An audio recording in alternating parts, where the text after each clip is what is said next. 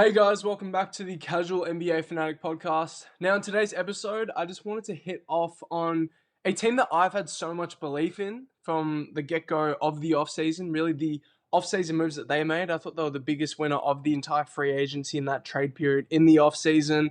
And I had them as my second best contender in the NBA, and that has remained the exact same through to now on the 7th of March at this point in time when we're about a month and a half removed from hitting that postseason stretch. Now, this team hasn't exactly been dominant by any standards. They've been lingering anywhere between the second and the sixth seed in the Western Conference. We know how tight-knit that group is right there. San Antonio started to separate themselves as the clear second seed in the conference.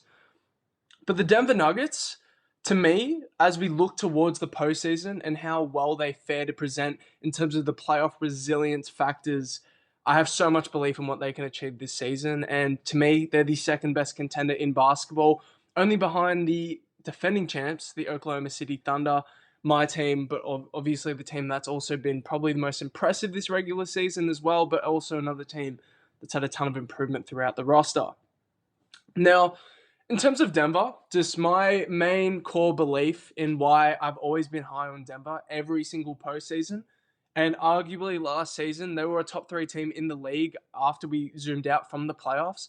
Obviously, OKC and Indiana, probably the top two teams, but if you zoom out from there, who actually gave either Indiana and OKC the best run out of any of those teams before they hit the finals? It was probably that Denver series that went to Game 7 against Oklahoma City. And a big part of that is because no matter how good a defense can be, and we saw how historic OKC's defense climbed, and obviously they did triumph over Denver really throughout their ability to actually get stops and disturb that offensive process. But the half-court offensive quality that Denver continually create every single year through this Jokić-Murray tandem, that's a big reason why I'm such a massive believer in what Denver can achieve once again this year. And they've topped down on their play finishing around Jokić and Jamal Murray too. Obviously, Michael Porter Jr. is out of the roster, but I know Cam Johnson's been pretty dicey this season, but Cam Johnson is an extremely talented basketball player, much more talented and balanced than what MPJ gave you. Tim Hardaway Jr. has been an absolute dream fit off the bench for this squad. Jonas Valanciunas has been great. And then we see the surgence of guys like Julian Strawther and Zeke Naji, even some minutes from Jalen Pickett when he's been able to be really playable. Peyton Watson's been an unbelievable play finisher right now. That dynamic between him and Jokić has been absolutely absurd. A little bit like we saw with the Russell Westbrook's athleticism next to Jokić, you're getting a bit of that from Peyton Watson, plus more reliable spacing. So basically what Denver's been able to do this year, they're still the best offense in basketball. And though the defense is the real concern, well, this is a highly veteran, highly experienced team. And in terms of being able to notch up that defensive urgency, I have a ton of belief that Denver will be able to do that enough. And hopefully, if Denver actually get healthy as well, that's the big piece. We're looking at a team that literally hasn't been healthy all year. They're always missing guys. At this point in time, they're missing probably the most important defensive piece, Aaron Gordon, in terms of the versatility that he brings with the switchability, with the backline rim protection, the physicality as well. So they're just missing a ton of guys. So we actually can't really properly assess this team. But amidst all of the injuries that they've had, they still managed to be a top-tier offensive super team right now. And that's where we're going to start with. Basically just the half-court offense. Now, when we think about playoff basketball and what makes a playoff team resilient, it's about a team's ability to actually thrive when the game slows down and it becomes a 5-on-5 rut. Because teams actually, because obviously in the playoff setting, teams make more of an emphasis and more of a focal point on limiting mistakes, limiting turnovers, limiting transition as well. That's easy points for teams. That's why we see teams like Detroit, San Antonio absolutely dominate the regular season. The ability to dominate the margins in transition and obviously on the glass too. But in the playoffs, teams tend to actually limit those mistakes enough. And that's why teams like San Antonio and Detroit, I project, will probably run into a wall at some point in time. They need that actual run of playoff experience, which neither team have really had just yet. But in terms of what the half-court offense goes, there's no team better than Denver right now. And there hasn't been a better team than Denver for the past 3 or 4 years. Now, we still have the best offensive tandem in basketball, and to me, the best the best duo in the NBA full stop. And it's largely to do with just the level that Jamal Murray has hit himself. But this has been the best duo in basketball for the past 5 years, and it's because of the synergy that these two have together.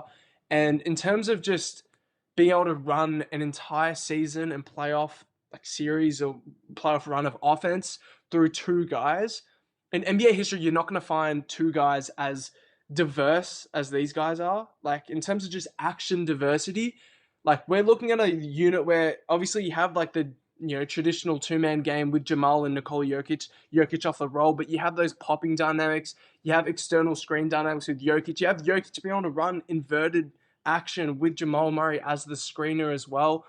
And so these guys can just spam anything they want, DHOs, chase actions, anything they want, and they absolutely spam it continuously, and no defense ever has an answer for it come clutch time. And in terms of the synergy that these guys have developed, I mean, they've been doing it for 9 years now, these two, like starting together. And in terms of just the offensive results that they've been able to gather, I mean, they've already backed a championship behind it. And once again, I mean, they're the best offense in basketball for a reason. I know Jokić has been out for certain stretches, but Jamal Murray is literally at that level right now, and he's been one of the best players in basketball, full stop. And in terms of looking at even just their starting five unit, when they're healthy, what are we looking at? We're looking at Jamal Murray, Christian Brown, Cam Johnson, Aaron Gordon, and Nikola Jokić. Whether or not you throw in Peyton Watson there, whether he's actually a proven playoff piece just yet, we don't know. But their actual five unit, when they are healthy, obviously Christian Brown seems like a pretty awkward fit, mostly right now, just because obviously he's making 28% of his threes. And Jokić puts a ton of trust into Brown's ability to actually knock down those shots. He's just been absolutely putrid this year. But CB finds his way as a backline cutter as well, next to Aaron Gordon. Peyton Watson fits like an absolute glove next to Nikola Jokić. We've talked about Tim Hardaway Jr. and those handoff actions, the actual value that he has with Jokić as well. Like the value of THJ coming off of ball screens set by Nikola Jokić, that just keeps the defenses continuously guessing. And there's just so much like value that they can run through simple action because they have the best screen setter in basketball in Nikola Jokić. And I say best screen setter, not just like by the technicalities of it and like the mobility, because like Rudy Gobert is one of the best screen setters in basketball, but the value of Nikola Jokić and his positioning out in the perimeter, that's absolutely huge. And the amount of offensive skill and offensive experience and maturity that they've surrounded Nikola Jokić with means that this is the most offensively skilled roster and the team that creates the most quality looks through the most simplistic actions. And that is why I'm such a big believer in what Denver can do. And we talk about Nikola Jokić as well. It's not just like the screen actions on the perimeter that are just so simple, that are so effective continuously, but it's also just a huge paint presence that Nikola Jokić brings every single night. And it's only upheld by Jonas Valanciunas in those minutes when Jokić is off. Now, when we talk about just post-up monsters and post-up fulcrums, Nikola Jokić is probably the greatest of all time, because we're talking about a guy that's arguably a top 3 passer in NBA history by talent. I don't know whether your top 3 is like Steve Nash and Magic. I think those guys are in the top 3 solidified. Whether you throw in a guy like LeBron or Larry Bird or Nikola Jokić, Jason Kidd, Rajon Rondo, or whoever you want, but Nikola Jokić is arguably a top 3 passer in NBA history.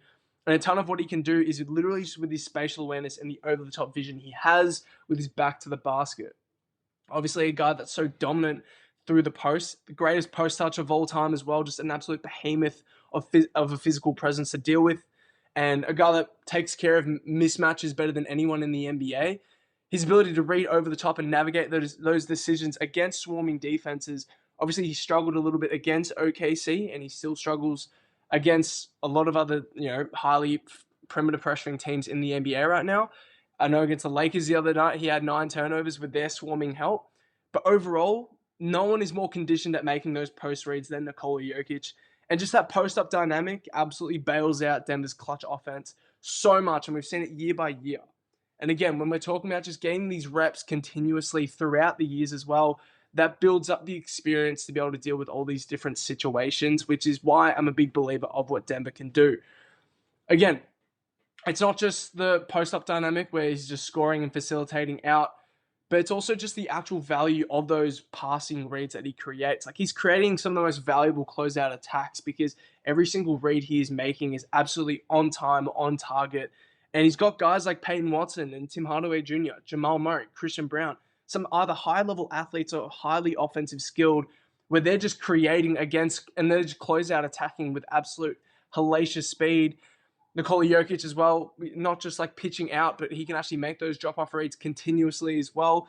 You can suffocate the paint with multiple offensive players. Like we know, we've seen for over the years, Nikola Jokić posting up, Aaron Gordon just lurking only a few feet behind him. That is something that is no problem with Nikola Jokić because he can actually make those reads through tight crevices. And then in terms of just being like Nikola Jokić, if he finds a matchup that he doesn't really like attacking out of the post, repitch it back to the top. Jamal Murray and him just run that quick pick and roll. He actually understands how to continue pace. And that's why this offense, just any minute and possession that Nikola Jokić is on the floor, they're actually getting quality offense. And there's no other team in the NBA that can actually say that with their star. I know SGA is absolutely phenomenal, but SGA isn't integrating team offense anywhere near what this guy is doing right now. And this is why Nikola Jokić is by far the best player in basketball as well. And again, he's averaging 13 rebounds a game. He's the most dominant putback force in basketball. And he's creating the most effortless and efficient, reliable possession-based offense in the NBA because everything he creates typically is around that floater range or around the rim. And he's converting that at a historic level continuously year by year. Now, when we talk about half-court pace, a big knock that people have over just half-court offensive-based teams, like, what we've seen with Luka over the years with whatever team he's been at, and big problem with LA right now, with that heliocentric style, I wouldn't classify Jokić as too much of that heliocentric style, more because the off-ball value that he brings is literally probably top 10 all time. We talked about the screening. We just talk about the actual rolling gravity, the popping gravity, the mismatched gravity that he actually brings to the table is something that we've literally never seen before. And he just puts defenses in a bind because there's no correct answer for actually how to guard and contain him. And that's why when we also talk about pace halting as well, like heliocentric offenses get a ton of hate throughout history, and they've actually been phased out, especially by those perimeter heliocentric creators like your James Hardens in Houston. Obviously, Cade Cunningham, Detroit emphasizes a little bit of that, but they're so underwhelmingly, they're so under-talented Detroit is. Trae Young at Atlanta, the reason why those offenses didn't really propel too much in the postseason is because they lack pace urgence, I guess. But with Nikola Jokić, people think of him as this slow, methodical, physical attacker. But Nikola Jokić actually plays really fast when you watch him play. And it's not even that, when he's got the ball in his hands, he's exactly fast. I'm not saying that. But he's fast at making decisions. If he's on the top of the key and he knows he can't dribble against a pretty pesky defender who can probably tip the ball out of his grasp, he'll just repitch it out, just repitch positioning for himself quickly off ball as well. And then he just reignites action off the catch when the ball rotates back over. So the pace never actually stalls with Nikola Jokić either. So when we are talking about half-court offense, this team is probably the most quality-driven that I think we've ever seen in NBA history, to be honest with you. And that's why there's literally not a flaw in what Nikola Jokić creates on the offensive side of the ball. Again, in the half court, in the 5-on-5 scenery. Now, that's just obviously the half court offense. And this season, they're scoring the ball 105 points per 100 half court possessions. That's per cleaning the glass. That is the best mark in the league by a decent mark. And they're just the best offense in basketball. They're scoring 121 points per 100 possessions. Just the best general offense in the NBA. And they're just absolutely exceptional right now. And they don't have the scorching, perimeter offensive system that Boston do. But they just create continuous quality. And we know Denver's never been this highly perimeter fueled team that's going to knock down 15 to 23s a night continuously. But they're a team that's going to hunt the most reliable offense. And in the NBA, even though teams are getting more skilled and there's more spacing valuable guys around the roster and there's more movement shooting actions integrated into systems.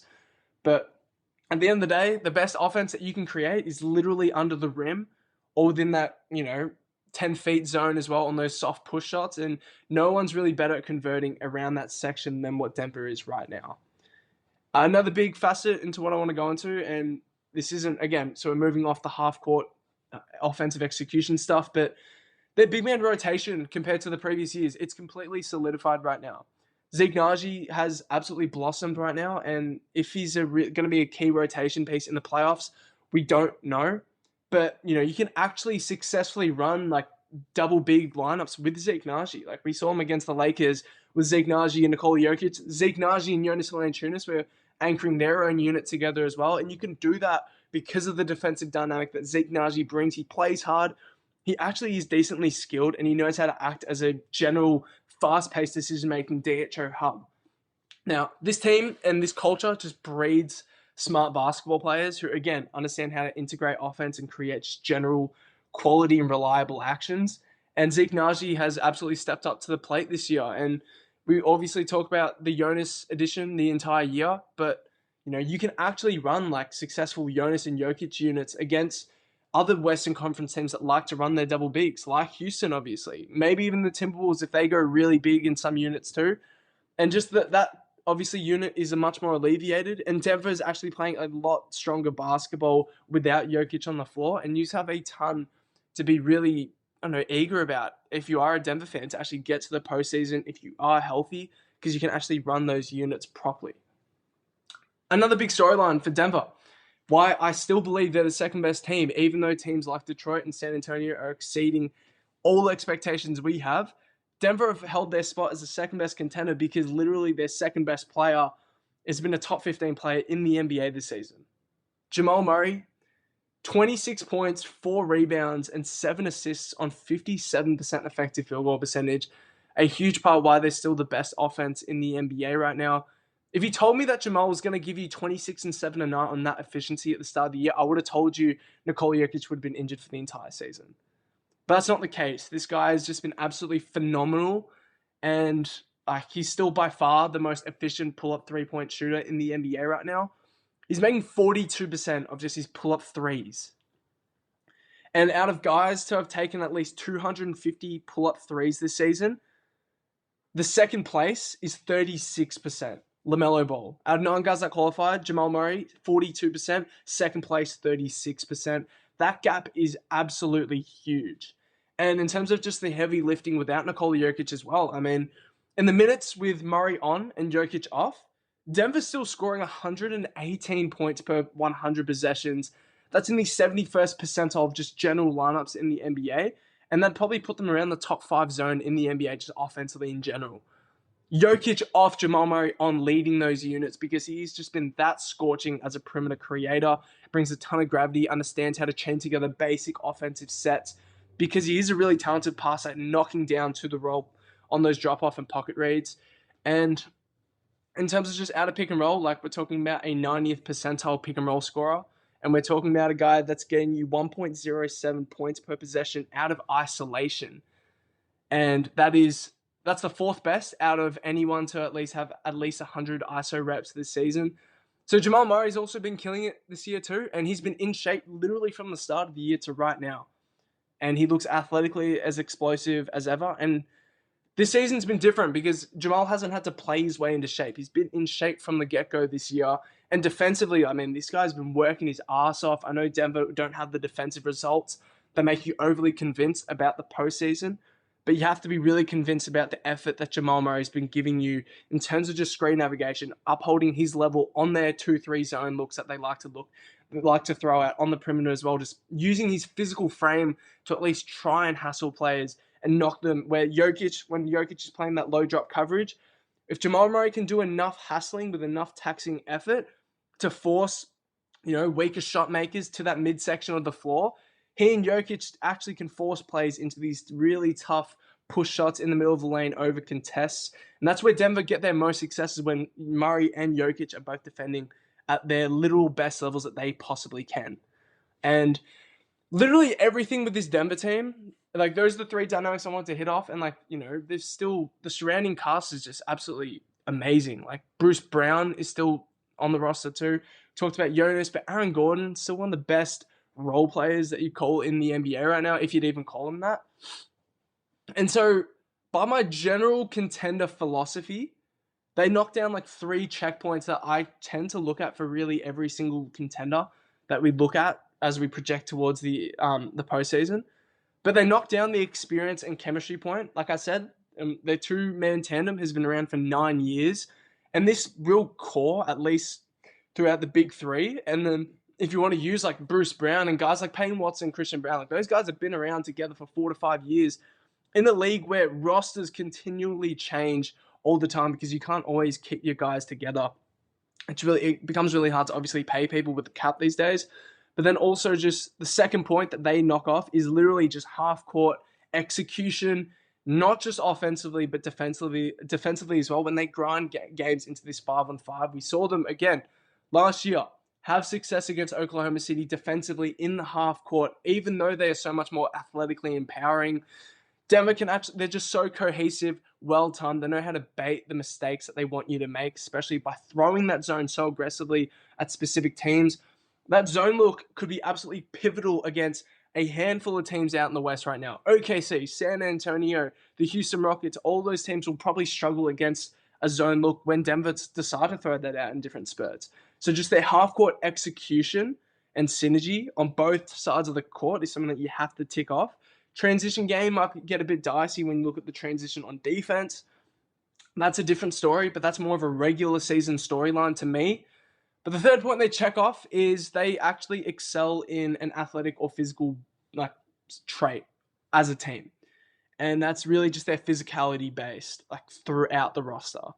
In terms of Aaron Gordon, Christian Brown, Nikola Jokić, Jamal Murray, Bruce Brown, Tim Hardaway Jr. sometimes defensively, Jonas Valanciunas, Zeke Naji. These guys have played with a ton of physicality on both ends of the floor whenever they can. And they are at their best when they are applying their physicality. We talk about OKC with their speed advantage. They're at their best when they can actually apply their speed on both sides of the floor. Again, drawing defenses in rotation, and then their actual rotation speed closing out on everything that they possibly can, shutting off the tap on those offensive sets. That's what OKC does best.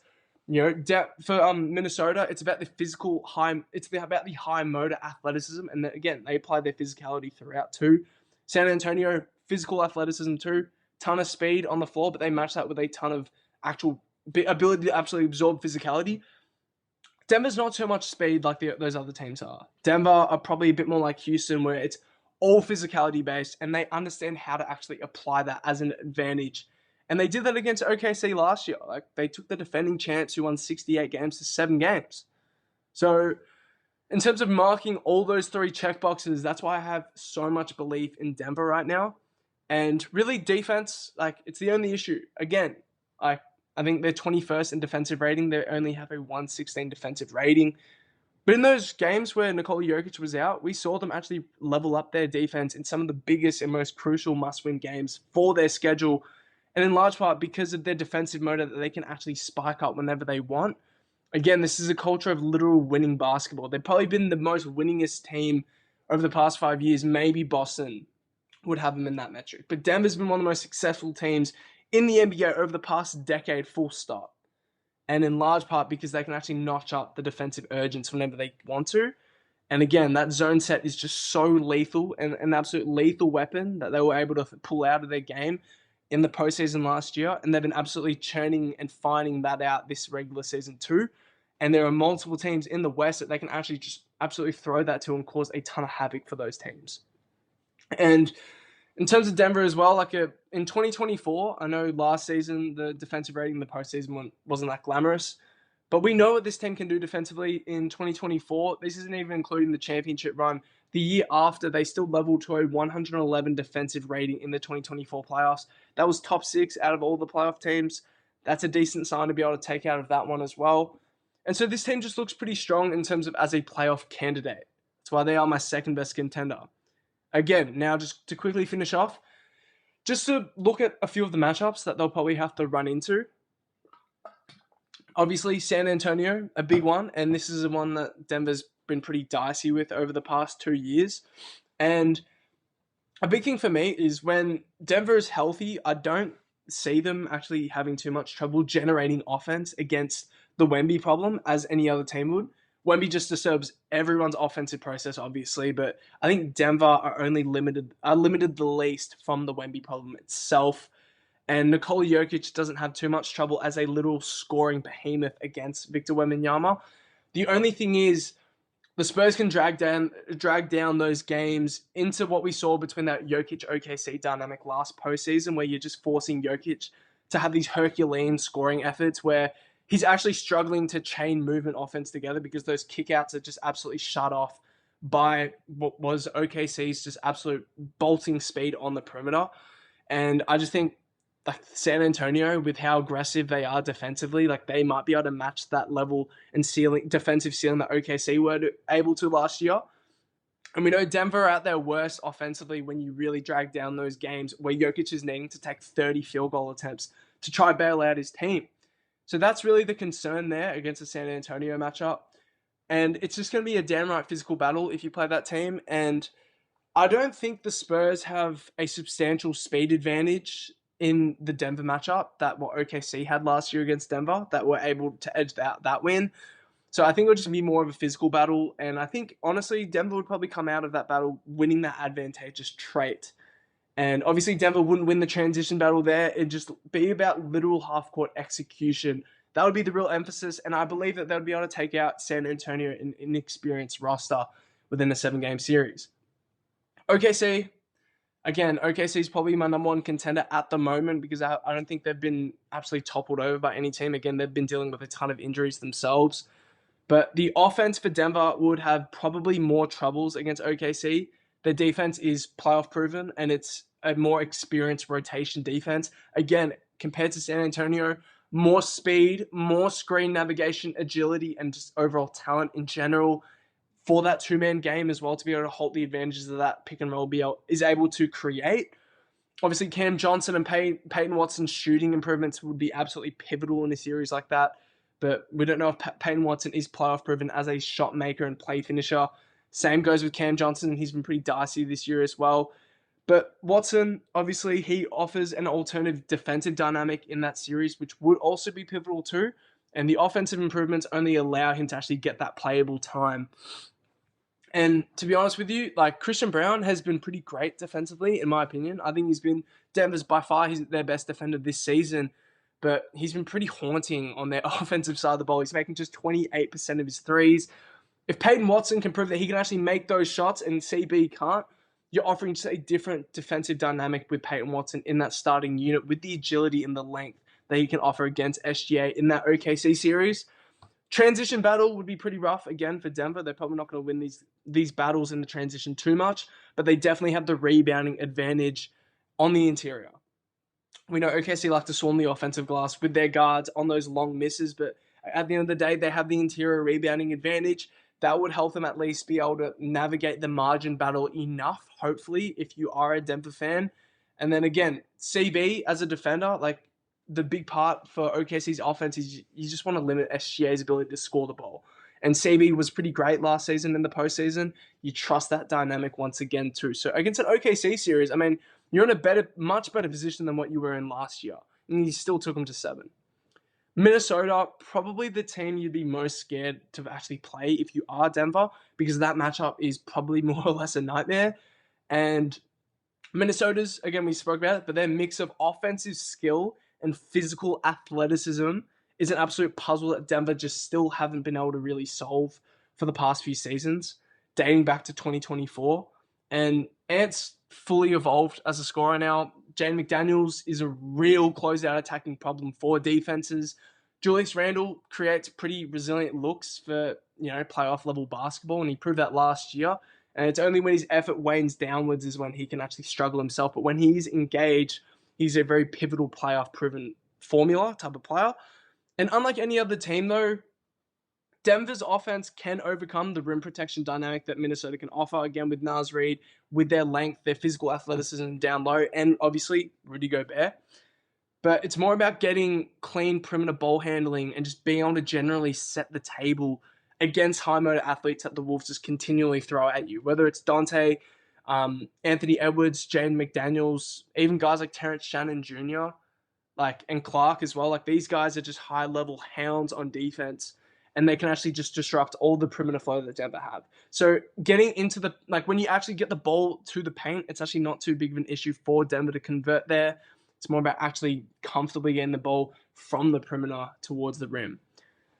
And then also in that matchup as well, it's just more about meeting force with force. And Denver know this over the past few years, but bringing in a guy like Jonas Valanciunas, that would probably be pretty instrumental. Again, we're looking at the Jokić off minutes. they don't really struggle too much when Jokić is on the floor, but Minnesota absolutely hound the shit out of them when Jokić goes to the floor because offensively they're just not creating the same looks. And Jonas would just be instrumental for that, And then, again, force with force. Aaron Gordon battling for positioning for variable points that he can score as well. That would be pivotal. Zeke Naji coming into the unit, absolutely pivotal too. We know what AG can do in terms of, again, fighting for positioning. There's not many players that capitalize on positioning better than Aaron Gordon in the NBA, whether it's cuts, putbacks, quick seals, and transition.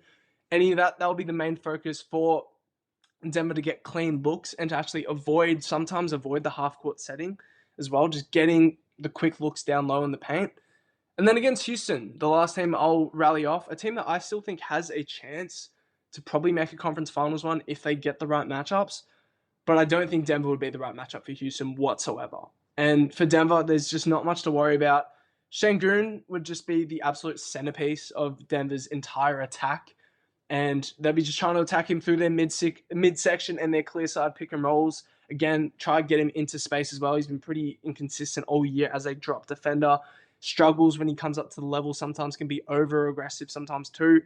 And it's more about how Denver can deter Houston's offensive process and their offensive strength. That's what this game would mostly be about. I don't think Houston's defense causes Denver's offense too much troubles itself. But for Denver, it's more about denying Houston's offensive glass attack. There's no Steven Adams now either. So that's a big cap for Denver in that matchup. But also, Denver can easily contain any of the movement, and they can really kind of they can really try to force these poor looks from Houston's offensive system, whether it's the Şengün push shots in the lane, it's Amen Thompson shot settling, it's Jabari Smith isolations. They can kind of create all those. Kevin Durant, you can also play pretty physical under him as well, and he's going to be the offensive emphasis for Houston, and he's going to struggle getting to the rim. Again, he's 37 years old, and he's going to be the 1A force in a playoff series like this. Like, that would be pretty rough.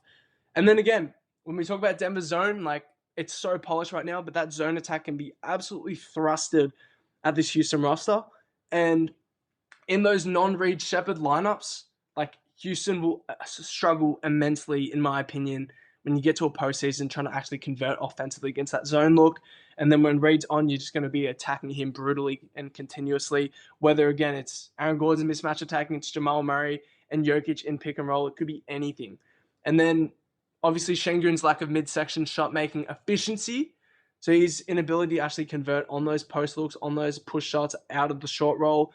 That's going to be a big mark in Denver's ability to limit anything Houston can create offensively. And then Thompson, we know he can struggle on anything that's not backline related, when he's not diving off ball either. So in terms of just all the teams that they're going to have to go through, yes, the West is an absolute nightmare to come out of, but they have advantages against every single team. And there's not many teams in the NBA that can say that throughout their conference, that they actually have probably a 60% chance to beat every one of those teams, at least a 50-50 chance. Even like a team like Detroit. Like, in my opinion, Detroit aren't the most balanced team, so they might beat down on a team like New York, but a team that brings a little bit more aggression and a little bit more of that physical motor, like Cleveland, who are more offensively skilled and bring the verticality at the rim to contain Cade Cunningham's looks at the rim. Like, I don't know if Detroit would really come out of a series against Cleveland like that. So in terms of matchup resilience against the teams in your specific conference, Denver's one of the best in the NBA. And that's why I believe in them so much. They mark my 3 check boxes for actually what satisfies a contender in today's NBA. And that's why I believe in them to actually come out. Like, I think they've got the second best odds to come out of the Western Conference behind Oklahoma City. And I also think that's equal with actually hoisting the trophy at the end of the year. Now, I appreciate you guys for listening. I know that was just a dead-on rant for, what are we at, 34 minutes, but I hope that kind of solidifies why I actually do think Denver is such a dangerous team and why I had them as my second best contender in the offseason and why that has remained the same throughout to now in early March, as we do look towards the postseason. They've had injuries, believe in them, because they're going to be pretty scary to play on any single night. They might be the most playoff resilient offense that this generation has ever seen. I appreciate you guys for listening, and I'll catch you guys in the next breakdown.